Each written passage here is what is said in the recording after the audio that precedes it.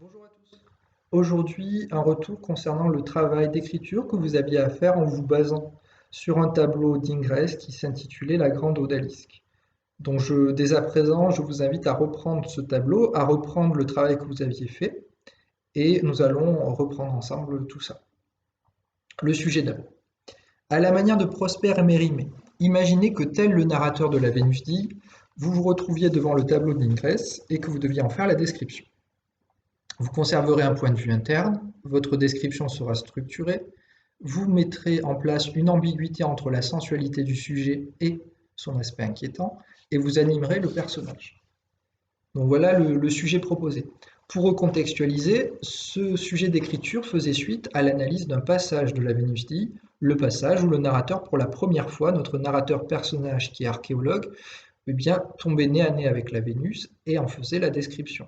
Dans la description qu'il faisait de la Vénus, il était frappé par sa beauté. On avait repéré dans la trace écrite tous les éléments qui mettaient en valeur cette beauté. Il y avait des superlatifs, des hyperboles. On exagérait sa beauté par plusieurs aspects qu'on avait vus.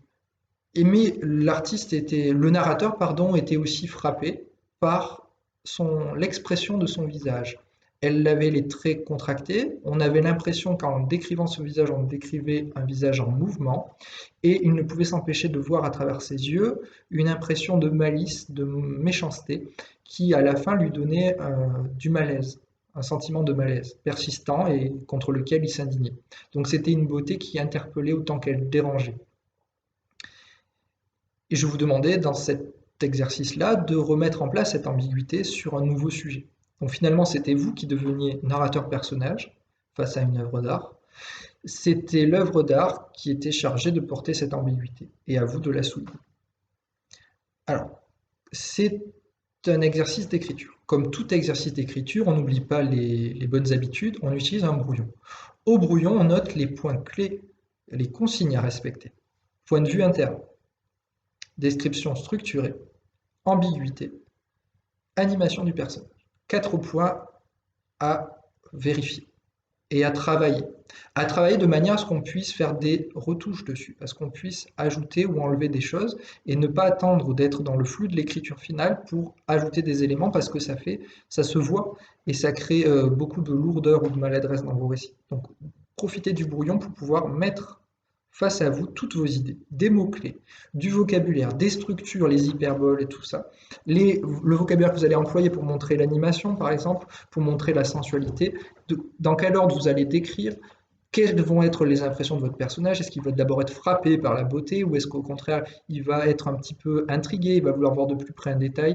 Voilà. C'est ça, tous ces éléments-là c'est toute la trame de votre récit que vous allez devoir, comme quand on fait un film finalement. Il y a plusieurs étapes à respecter, il y a une trame, et c'est cette trame-là de votre écrit que vous mettez en place dans le brouillon.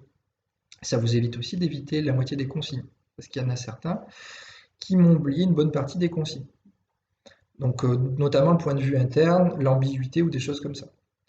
Autre chose aussi, ne vous précipitez pas sur Internet. Faites-vous confiance, même si je sais que dans la période actuelle, de rester tout seul, plus dans l'ambiance de la classe, sans avoir de possibilité de poser des questions, ça n'encourage pas forcément un sentiment de confiance.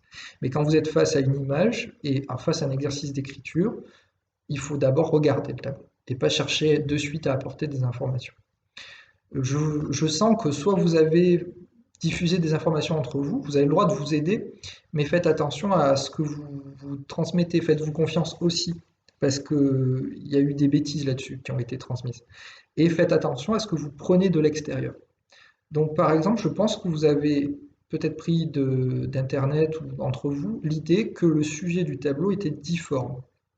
Le mot difforme est un terme fort, est un terme connoté très négativement qui signifie en gros monstrueux. Si on regarde le sujet 5 secondes, on vous demandait de mettre en valeur la beauté et la sensualité de la femme. Donc si vous affirmez la difformité du sujet, déjà ça vous met hors des possibilités d'en célébrer la beauté. Donc premier point. Après, cette difformité a été mal comprise. C'est-à-dire que si vous vouliez me dire que les proportions du personnage ne respectaient pas les proportions d'une vraie femme, oui, vous avez raison. C'est pas un portrait réaliste.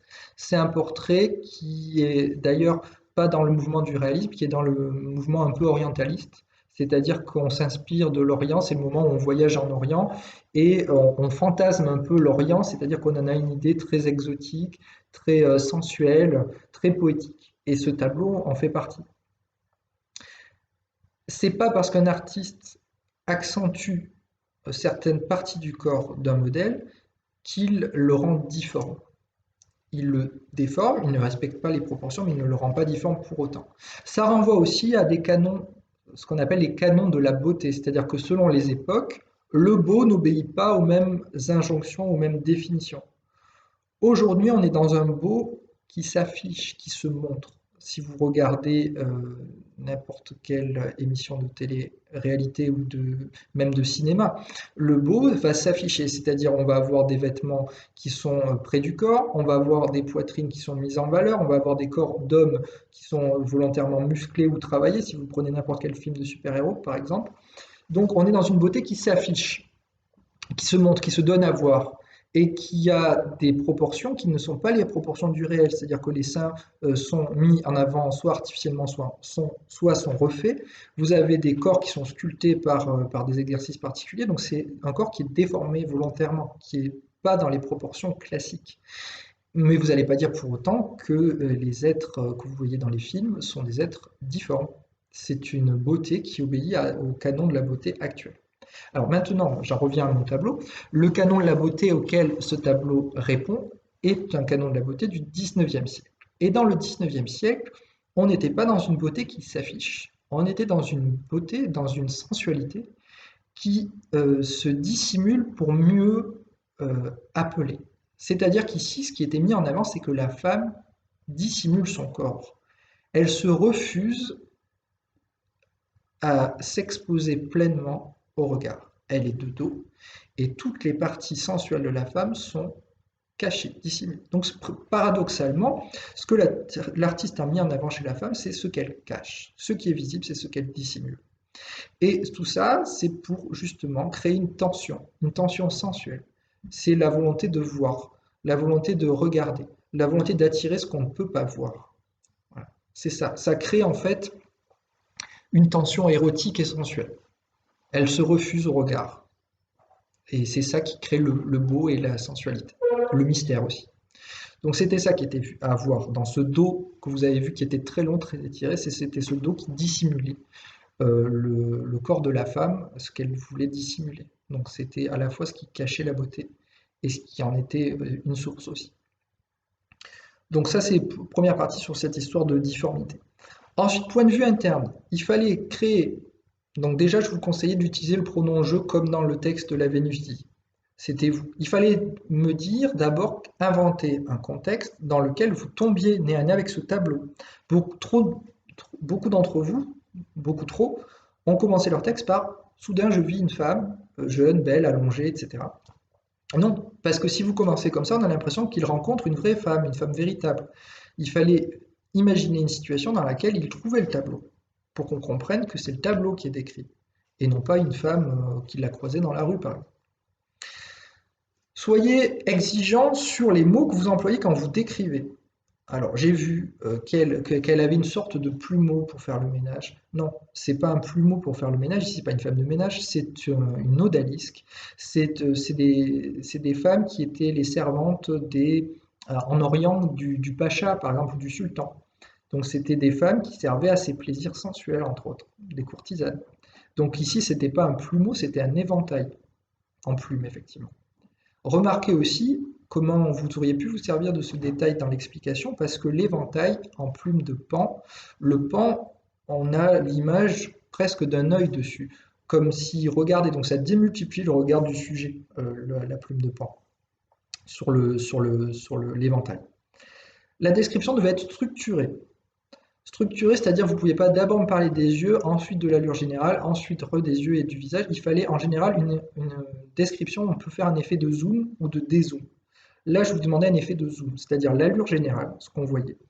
Puis le visage, les expressions du visage, et pour finir par le regard. Et on avait vu dans la Vénus dit que c'était le regard qui cristallisait l'ambiguïté. C'était dans le regard que se lisait la méchanceté, les intentions cachées du regard. Certains d'entre vous m'ont dit qu'elle avait un regard neutre.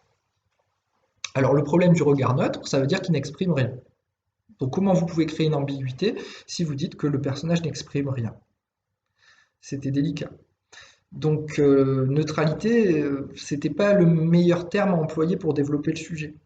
Impassibilité, ça aurait été mieux. Parce qu'être impassible, ça veut dire je ressens des choses mais je ne les exprime pas toutes. Être neutre, c'est j'exprime rien. Ça pouvait être aussi une impression d'insensibilité, c'est-à-dire je ne ressens rien. Mais il fallait qu'il y ait neutralité, c'est zéro en gros, ça veut dire zéro. Il fallait pas de neutralité à mon avis. Alors après, comment vous le traitiez? La sensualité, c'était facile puisqu'on avait un personnage qui se dissimulait au regard, mais qui en même temps soutenait le regard. Elle fixe celui qui contemple le tableau. Donc elle cache, mais en même temps, elle soutient le regard. Donc il y avait déjà cette opposition-là qui était à repérer. Dans la sensualité, c'est un personnage qui est dénudé et qui est enveloppé d'éléments précieux, de rideaux, de tissus. Donc qui a une impression de sensualité qui se dégage par les atours précieux de la femme, les attributs de la femme qui prend soin d'elle et qui utilise tous les éléments précieux autour d'elle pour se mettre en valeur. Vous aviez les bijoux aussi qui étaient mis en valeur pour sa sensualité. Pour le côté plus inquiétant, on avait un personnage nu qui soutenait un regard, et son regard, effectivement, on avait du mal à définir une expression. Est-ce que c'était un regard de défi? Est-ce que c'était un regard d'invitation, de séduction? Est-ce que c'était un regard dissimuler une blessure? On ne sait pas. Donc c'est à vous de faire un effort de projection sur l'image. Donc dans un premier temps, observez l'image et un moment. Laissez venir à vous repérer des détails, regardez le regard du personnage et imaginez un instant que si le personnage parlait, qu'est-ce qu'il pourrait dire? Si le personnage ressentait des choses, avait une émotion, qu'est-ce que ça pourrait être? Si le message devait s'adresser au narrateur qui en fait la description, qu'est-ce qu'il lui dirait? Et déjà ça va vous aider à développer. Après, imaginez-vous aussi dans la même situation, bizarrement, que vous soyez garçon ou fille, imaginez-vous que vous soyez dans cette situation et que quelqu'un vous regarde et que vous soutenez son regard et que vous êtes dans cette situation. Qu'est-ce que vous ressentez? Qu'est-ce que vous voulez dire? Qu'est-ce que vous voulez exprimer? Et déjà là, ça vous aurait aidé à faire émerger des idées et des choses. Pour l'animation maintenant. Alors pour animer le personnage, on pouvait passer par des modalisateurs, c'est-à-dire qu'on pouvait dire quelque chose du style le regard était tellement fixe qu'il donnait l'impression de prendre vie, par exemple. On pouvait aussi utiliser certains mots qui sous-entendaient le mouvement. Par exemple, dans le texte de la Vénus dit, on avait très contracté, on avait lèvres relevées. Donc contracté, relevé, tout ça, ce sont des termes qui impliquent l'idée d'un mouvement. Donc là aussi, vous pouvez dire corps redressé, tête tournée. Alors, employer des verbes de mouvement qui auraient été utiles pour faire ça. Et ça aurait permis ensuite de développer le point de vue intérieur, c'est-à-dire les impressions du personnage, qui pouvaient être évoluées. C'est-à-dire première impression du personnage, ça pouvait être l'impression de sensualité, de curiosité face à ce tableau. Et petit à petit, aller plus dans la précision du regard, plus dans ce regard qui est un petit peu incertain, qui est un petit peu ambigu, qui semble dissimuler des choses, qui ne dit pas tout, qui se refuse, et d'imaginer ce que ça pourrait représenter. Et là, déjà, on avait une belle opposition entre ce que le personnage affiche et ce qu'il cache. Être nu, c'est vraiment ne rien cacher. Et quand on dit j'ai mis quelque chose à nu, c'est le donner à voir, le faire découvrir. Et ici, pourtant, on a l'impression que le personnage, même en étant nu, dissimule des choses, reste caché, n'affiche pas tout. Et donc ça pouvait aussi vous servir dans la description. Le regard pouvait être aussi énigmatique. C'était un regard qui était imperturbable, mais qui était aussi ici un regard quand même de séduction, mais par le côté un petit peu imperturbable. Si vous aviez traité tous ces points-là, il y avait de quoi faire déjà un très bon développement. Il suffisait de voir quels mots vous allez employer. Vous pouviez aussi, dans les impressions du narrateur, donner ce qui pouvait avoir l'impression d'entendre ou de sentir. On pouvait avoir l'impression de parfums un peu orientaux, un peu musqués, qui se dégageaient en contemplant le tableau. Voilà, on pouvait l'avoir un personnage qui rentre complètement dans le tableau, ça aurait participé à l'animation. Ou qui avait l'impression tout d'un coup de voir le personnage s'éventer. ou se retourner ou lui parler. Tout ça, ça aurait permis d'animer le tableau sur la fin, si vous l'aviez fait en progressif. Donc d'abord, on imagine le tableau, dans sa globalité, il voit le sujet, il le décrit, et petit à petit, il a l'impression que le sujet prend vie et le hante. Vous pouviez aussi faire de votre personnage un expert en art. Dans ce cas-là, il fallait éviter de dire quelques petites bêtises sur la classification du tableau, mais vous pouviez dire que ce tableau lui faisait penser à d'autres ou qu'il était classique d'une époque, mais qu'en même temps, il y avait un détail qui le rendait exceptionnel par rapport à d'autres tableaux. Et là, ça vous permettait de traiter le sujet.